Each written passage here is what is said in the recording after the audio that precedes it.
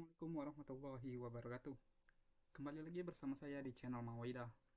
Untuk video kali ini saya akan membahas salah satu perusahaan dari 3 perusahaan yang prospektusnya sudah tersedia di websitenya eIPO.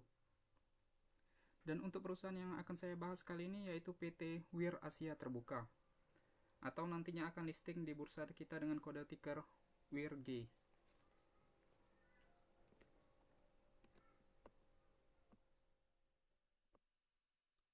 Sedikit informasi mengenai perusahaan, PT Wir Asia ini berdasarkan akta pendiriannya itu didirikan pada tanggal 15 Agustus 2011. Dan kantor pusatnya itu sendiri berlokasi di Jalan Panjang Raya nomor 70, Kebonjeruk, Jakarta. PT Wir Asia ini berdasarkan keterangan di website eIPO-nya itu nantinya akan masuk ke dalam sektor teknologi, subsektor software. Dan saat prospektus ini diterbitkan, kegiatan usaha utama perseroan itu ialah bergerak di bidang jasa teknologi informasi, termasuk bidang multimedia, telekomunikasi, dan periklanan. Nah, berikut merupakan informasi mengenai IPO-nya. Untuk jumlah saham yang ditawarkan oleh PT Wir Asia ini, yaitu sebanyak 2.337.090.000 lembar saham, atau setara dengan 20% dari total keseluruhan saham yang dimiliki oleh perseroan. Dan akan ditawarkan dengan rentang harga Rp150 sampai dengan Rp175 per lembar. Selanjutnya untuk jadwal penawaran awalnya itu sudah dimulai ya dari tanggal 14 Maret kemarin sampai dengan tanggal 17 Maret 2022 nanti. Untuk jadwal penawaran umumnya atau masa offeringnya itu jika tidak ada kendala akan dimulai pada tanggal 29 Maret sampai dengan 31 Maret 2022 dan akan diperdagangkan di pasar reguler pada tanggal 4 April 2022.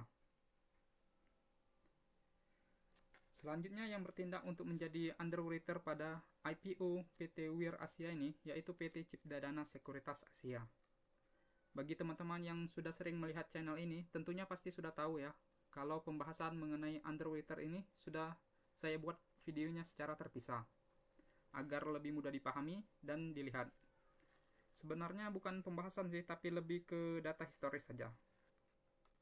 Lalu yang terakhir, bersamaan dengan IPO-nya, PT Wir Asia ini juga akan mengeluarkan waran dengan rasio 10:3.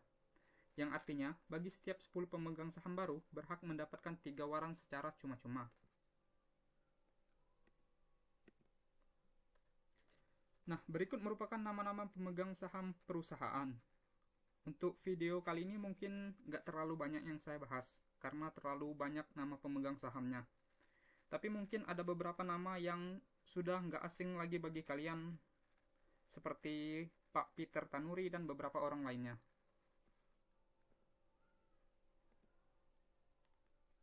Selanjutnya dari segi penggunaan dana hasil IPO, di mana sekitar 83,54% akan digunakan oleh anak perusahaan, yaitu PT Are Teknologi Kreasi, PT 3 Akar Mimpi, dan PT Fatar Media Raya, yang nantinya akan digunakan untuk keperluan belanja modal dan modal kerja.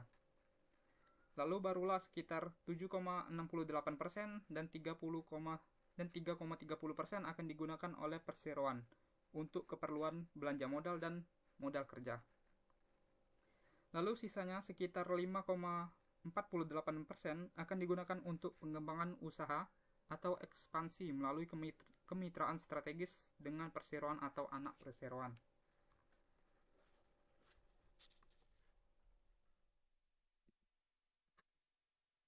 Nah, berikut merupakan laporan posisi keuangan perusahaan. Jika kita lihat dari segi total asetnya terlebih dahulu ya, ini selalu meningkat setiap tahunnya. Dari tahun 2018, 19, 2020 sampai dengan November 2021. Dan peningkatan aset tersebut didominasi oleh peningkatan jumlah aset lancarnya ketimbang aset tidak lancarnya. Selanjutnya dari segi liabilitas dan ekuitasnya pun sama-sama mengalami peningkatan. Akan tetapi jika kita lihat dari tahun 2018 sampai dengan tahun 2020, itu total ekuitasnya selalu berada di atas total liabilitas. Dan pada tahun November 2021 malah terjadi sebaliknya. Total liabilitasnya naik secara signifikan hanya dalam waktu 11 bulan. Kenaikan tersebut terjadi diakibatkan oleh meningkatnya jumlah liabilitas jangka pendek, khususnya kenaikan pada utang usaha dan liabilitas sewa perseroan. Selanjutnya kita ke laporan laba rugi perseroan. Memang dalam 4 tahun terakhir, perseroan itu selalu berhasil mencatatkan laba bersih ya teman-teman. Dan dari segi pendapatannya pun itu selalu meningkat, yang artinya perusahaan ini merupakan perusahaan yang bertumbuh. Tetapi jika kita lihat dari laba bersihnya, pada tahun 2019 itu terjadi penurunan laba bersih yang cukup signifikan, yaitu sebesar 69,1% jika kita bandingkan dengan tahun 2018. Penurunan ini disebabkan oleh meningkatnya BPP perseroan dan beban umum administrasi perseroan. Nah, lalu jika teman-teman perhatikan pada November 2020, itu laba bersih perseroan menyentuh 18 miliar lebih. Akan tetapi, pada akhir tahun 2020, itu langsung anjlok menjadi 8 miliar sekian rupiah. Yang artinya itu terjadi penurunan laba bersih sekitar 10 miliar hanya dalam waktu 1 bulan. Dan hal tersebut disebabkan oleh kenaikan beban umum administrasi sekitar 9 miliar pada bulan Desember 2020.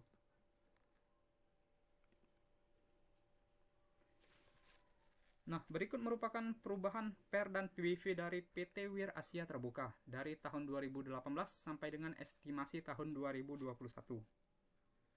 Jika kita lihat PER dan PBV perseroan sudah cukup mahal ya dari tahun 2018 jika kita menggunakan harga tertinggi pada penawaran IPO kali ini. Lalu pada tahun 2019 itu dari segi PER-nya itu meningkat cukup signifikan. Itu wajar karena hal tersebut dikarenakan laba bersih perseroan tadi yang turun sebesar 69,1%. Dan pada tahun 2020 kembali mengalami penurunan seiring dengan meningkatnya kembali laba bersih perseroan pada tahun 2020. Begitupun pada tahun 2021 ya. Sedangkan dari segi PBV-nya itu tidak terlalu jauh mengalami perubahan. Dan pada tahun 2021 pun itu disebabkan oleh tambahan dana IPO. Nah, sebenarnya hitungan itu masuk ke tahun 2022, tetapi berhubung laporan keuangannya hanya sampai tahun 2021, maka saya hanya masukkan ke tahun 2021 saja. Dan yang terakhir, kesimpulan. Berdasarkan pendapat pribadi dari prospektus yang dilampirkan perusahaan ini, menurut saya perusahaan ini cukup layak lah untuk dijadikan instrumen investasi jangka panjang. Terlebih dari kinerja keuangannya yang selalu berhasil mencatatkan laba bersih dalam beberapa tahun terakhir. Terus reputasi perusahaan yang cukup bagus, baik secara nasional maupun internasional. Lalu prospek usahanya pun kelihatannya masa depan banget lah. Tetapi untuk saya sendiri, saya belum berminat untuk berinvestasi jangka panjang di perusahaan ini untuk saat ini. Sedangkan untuk jangka pendeknya atau hanya sekedar memanfaatkan momentum IPO, menurut saya saham ini cukup potensial. Karena selain adanya waran yang diberikan perusahaan, saham ini atau perusahaan ini mempunyai beberapa sentimen yang mungkin nantinya akan berdampak positif pada saatnya listing nanti. Seperti harga penawarnya itu di bawah Rp200 per lembar, adanya kerjasama dengan beberapa perusahaan ternama seperti Bank BRI, BNI.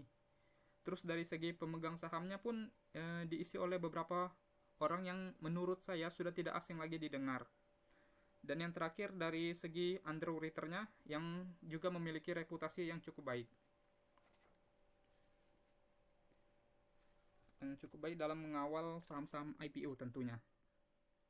Oke, mungkin ini saja yang dapat saya sampaikan mengenai perusahaan ini.